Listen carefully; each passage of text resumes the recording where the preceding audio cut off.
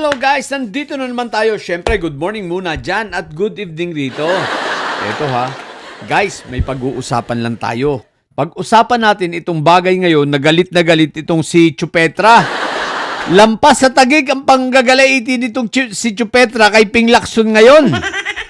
Ito ay ayon sa ating puting kabayo.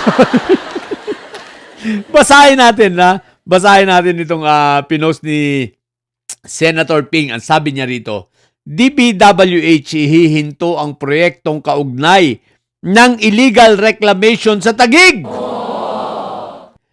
Sabi niya rito, ginagaranti niya, Secretary Vince Dizon, na once na ma-receive niya ang request ng PRA, agad-agad siyang mag-i-issue ng cease and desist order.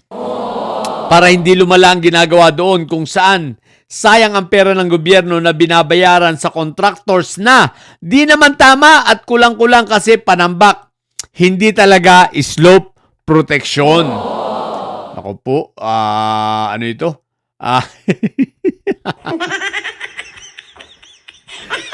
Galit na galit ngayon si Chupetra ayon sa ating puting kabayo. Bakit kamo? Aba. Kasi ngayon, dumami bigla ang kaaway ni Chupetra. Isipin mong pati yung mga dati niyang kaibigan at kanyang mga dating business partners, di ba? Mga partners in crimes, nakakaaway na rin niya. Bakit kamo? Aba, syempre naman, ito maliwanag ang sabi ni Secretary Vince, pag na-receive niya, hindi niya ito pahihintulutan. Diba? Mag-i-issue na agad siya ng cease and desist order. Cease and desist para sa ganun, tama ba? Tama. Cease and desist para sa ganun, hindi na matuloy, no? Sapagkat ito ay isang pag-abuso at maliwanag na may anomalya. At magugulat ka ang reclamation na yan, may mga nagmamay-ari na pala na mga private citizens, mga negosyante na syempre kaibigan at kapartner nitong si Chupetra. So ano pa ba ang aasahan natin? Pero magtataka ka, reclamation? Biglang may-ari na. Tapos, ang malupit pa nito, ang ipinampagawa ay pera ng taong bayan na nakalaan para sa flood control. Diba? Tapos ginawang reclamation. So napaka-illegal talaga. So ngayon, aside from lugi, itong mga nagbayad ng namuhunan, bumili na siguro. O kung ano pa man ang ginawa at kung sa papanong paraan at sa panong dahilan ay biglang naging mga private na at pagmamayari ng mga pribadong tao itong reclamation na ito ng mga kaibigan ni Chupetra, syempre lugi sila. No? At malamang-lamang may demanda pang kakaharapin. Diba? Dahil sa kalokohan nitong si Chupetra. At ayon sa ating puting kabayo, ang sinisisi nila rito ay ang pagiging bobo nitong si Chupetra at ang pagiging atribida nitong kapatid. Diba? Dahil ba naman sa, kinantinin nyo si Senator inurot-urot ninyo, kumagat tuloy, pag kumakagat pa naman yan, naglalakjo yan.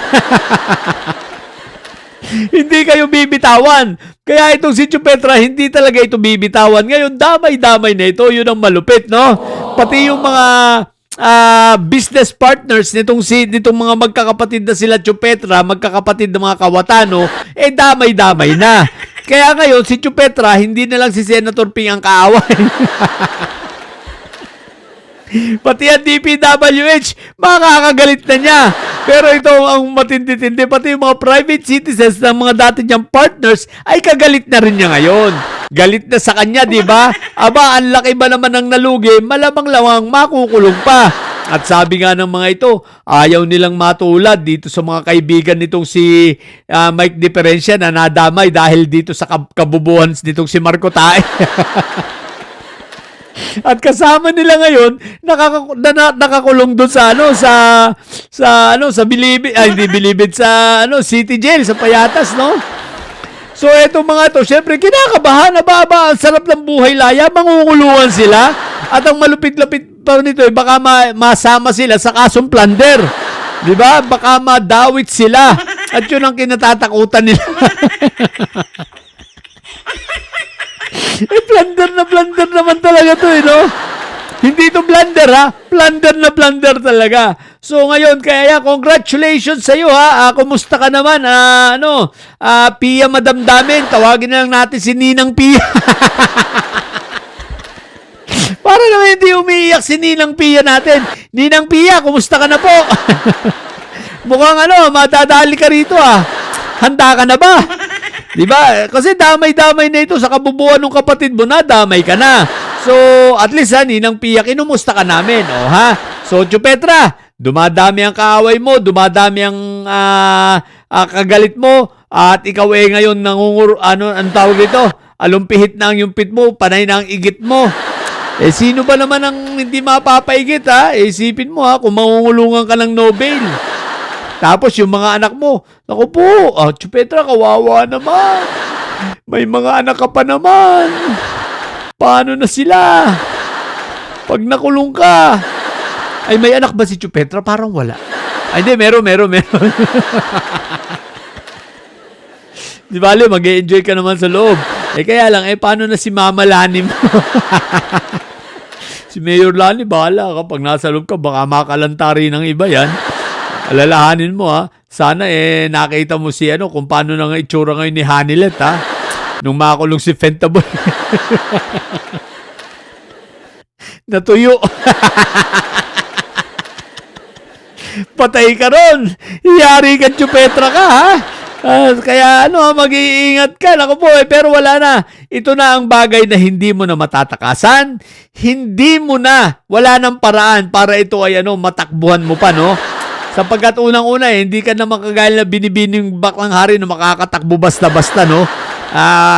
Pero ito, hindi mo talaga ito matatakasan, sigurado ako. So, maraming kaso ito na hindi mo ito kayang takbuhan. Yan ang resulta ng iyong kagaguhan. Isipin mo, buwanat ka ba naman si Senator Ping pa, Sabi ko nga sa'yo, parang bulldog yan, Pag kumagat, naglalakjo.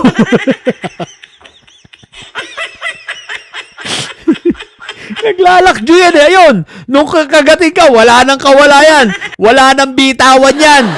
Hindi ka talaga bibitawan yan hanggat wala ka sa loob ng kulungan. Di ba? Ngayon, ito pa. So, nabitin na. Kawawa naman yung mga tagagig-tagig, no? Anyway, at least, maisaayos naman yung flood control nyo dyan. Mailagay sa tama. Kaya lang, si Kawatano, syempre, kumita na. Pero at least, naputol. Naputol na ito sa reclamation niya. Namo, 14 billion. Mga diskarten yung magkapatid talaga kayo, no? Ibang klase, no? Nagpapanggap kayong napakalinis yung pala, di ba? Kaya yan, talagang mangungulungan kayo. Alalahanin nyo, meron pang halos 2 taon si PBBM. 2 taon pa si PBBM na nakaupo, malamang-lamang, abot na abot kayo. Kayo lahat kayo, pati sila Inday Sayad, abot na abot kayo ng kamay ng batas. Talagang aabutin kayo, maniwala kayo sa akin, no? So, ilan muna, dumami ang congratulations, Chupetra, dumami ang kaaway mo. Pati yung mga partners in crimes mo, kaaway mo na ngayon, nairita na sa'yo dahil sa kabubuhan mo, di ba? Akala nila protektado sila, yung pala hindi. Kayo naman mga siraulong naniwala dito kay Chupetra, ayan, inabot nyo. Nagpapaniwala kayong mga hinayupa kayo, ayan kayo ngayon, Kumain kayo ng maraming kumain kayo ng maraming siomay sa loob. Sabay-sabay kayong mangungulungan mga hinayupa kayo, So, ilan mo na sa mga bobong didilis dyan, may sayad na nyo. Ang tatay nyo ay preso, ang BP nyo ay bobo. Manatili kayong mga bobo at may sayad sapagkat ang may sayad ay laging high blood. Bye!